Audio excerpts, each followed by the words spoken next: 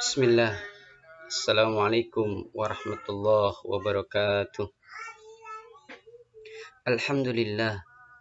Al-Malikul Haqqul Mubin. Al-Qawiyul Azimul Matin. Al-Awwalu falaysa qablahu syai'. Wal-akhiru alladhi laysa ba'dahu syai'. Wal-zahiru alladhi laysa fawqahu syai'. Wal-batinu alladhi laysa dunahu syai'. Wa huwa bikulli syai'in alim.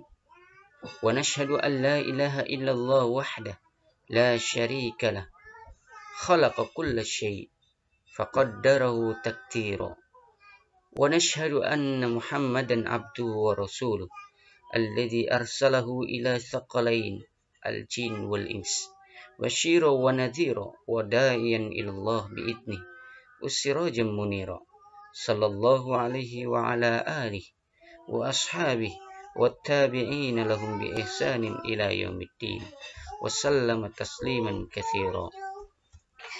Alhamdulillah, dalam kesempatan pagi yang berkah ini kita akan memulai pembelajaran fikih via daring. Namun sebelumnya, kaifa halukum adik-adik santri sekalian? Bi khairin insyaallah ya. Baik, sebagai pendahuluan, suatu tindakan kebodohan ketika seorang prajurit ingin berperang tapi ia tidak memiliki senjata dan perisai. Maka pada hakikatnya senjata seorang pelajar adalah pena dan perisainya adalah buku. Siapkan senjatamu dan perisaimu untuk melawan kebodohan. Pelajaran fikih kelas 3 Wusto bersama kami Ahmad Wahidin. Baik adik-adik santri sekalian, pada kesempatan pagi hari ini kita akan membahas bab mandi. Pada materi pertama, poin A, yaitu ketentuan syariat tentang mandi. Hal ini dikuatkan dalam Quran surat Al-Maidah ayat 6 dan surat An-Nisa ayat 43. Adik-adik santri sekalian bisa perhatikan pada surat Al-Maidah ayat 6. Ustaz akan bacakan ayatnya. A'udzu billahi minasyaitonir rajim. Ya ayyuhalladzina amanu idza kuntum ilas shalah faghsilu wujuhakum wa aydiyakum ilal marafiq wamsahu bi ru'usikum wa arjulakum ilal ka'bayn.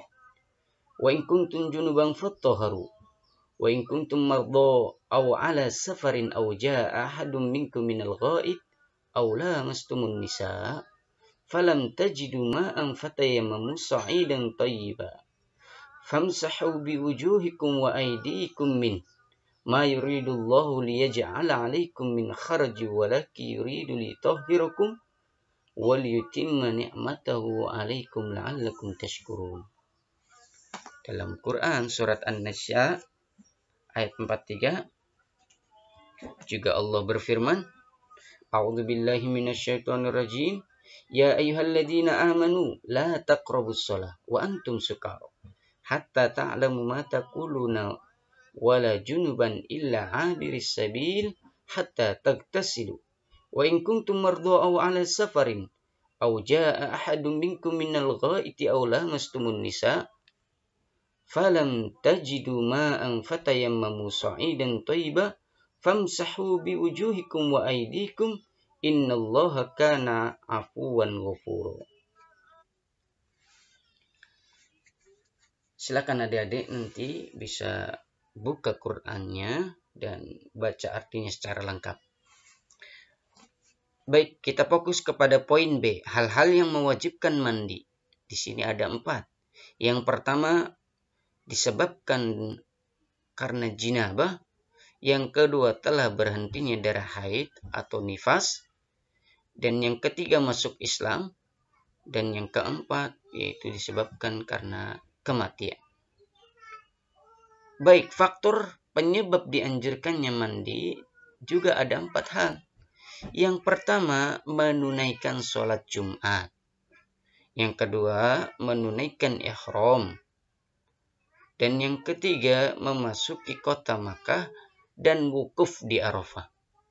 Dan yang keempat, memandikan mayit. Jadi, salah satu penyebab dianjurkan mandi pada poin keempat ini adalah memandikan mayit. Jadi, kalau kita sudah memandikan mayit, maka kita dianjurkan untuk mandi. Baik, adik-adik santri sekalian. Pada materi kedua, poin A, hal-hal yang difardukan atau diwajibkan dalam mandi. Di sini ada 3 hal. Yang pertama, niat. Yang kedua, menyiramkan air ke seluruh tubuh secara merata dengan menggosok-gosok bagian anggota tubuh. Yang ketiga, menggosok sela-sela jari dan mengulai-ngulai rambut kepala. Poin B, hal-hal yang disunahkan dalam mandi ada 5 hal. Yang pertama, membaca basmalah. Yang kedua, membasuh kedua telapak tangan.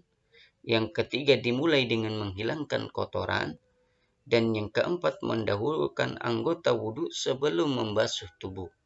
Dan yang kelima, berkumur, kemudian istinsyak, dan istinsar tentunya ya. Kemudian membasuh kedua lubang telinga. Poin C, hal-hal yang dimakruhkan dalam mandi. Apa aja hal-hal yang dimakruhkan dalam mandi? Ada 5 hal. Yang pertama, berlebih-lebihan dalam menggunakan air. Yang kedua, mandi di tempat yang bernajis, karena dikhawatirkan akan terkena najis. Yang ketiga, mandi dengan air lebihan dari air yang dipakai istri. Dan yang keempat, mandi tanpa penutup. Dan yang kelima, mandi di air yang tergenang. Tentunya berbeda halnya ketika air tergenang itu ada di dalam bak atau dalam baskom, dalam ember besar.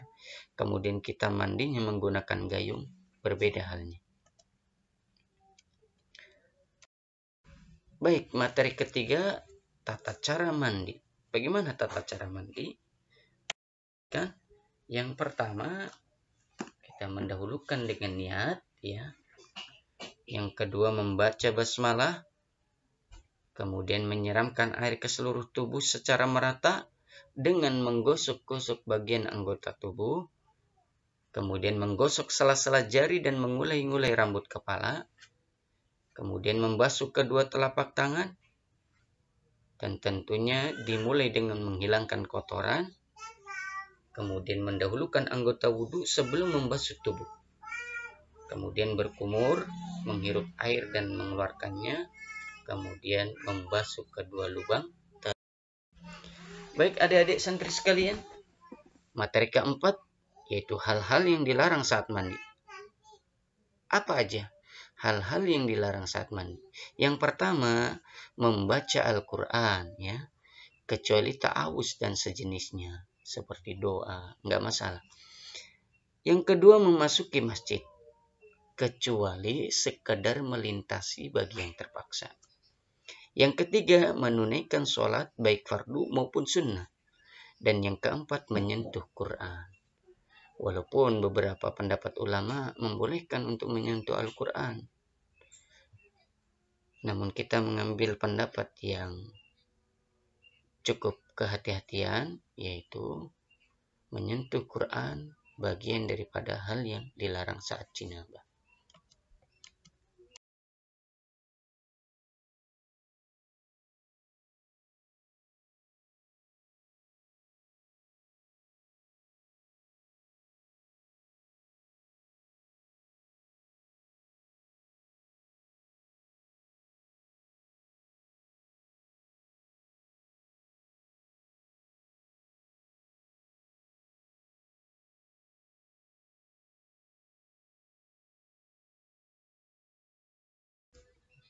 Baik, sampai di sini adik-adik. Apabila ada pertanyaan, silakan langsung wapri atau di grup yang sudah kita buat.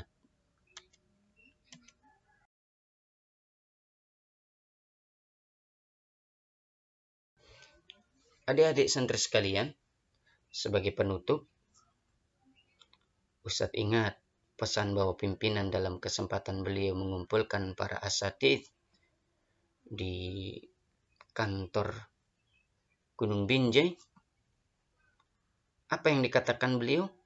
Pesantren adalah lembaga pendidikan yang menjadi perhatian semua orang, termasuk Barat. Karena pesantren mampu melahirkan orang-orang besar. Demikianlah yang disampaikan beliau pada kesempatan mengumpulkan para asatidz. Oleh karena itu, berbanggalah adik-adik santri sekalian berada di pesantren ini. Karena pesantren ini mengantarkan adik-adik untuk menjadi orang yang tentunya berguna untuk dirinya, keluarga, agama, bangsa, dan tentunya berguna untuk rahmatan lil alamin.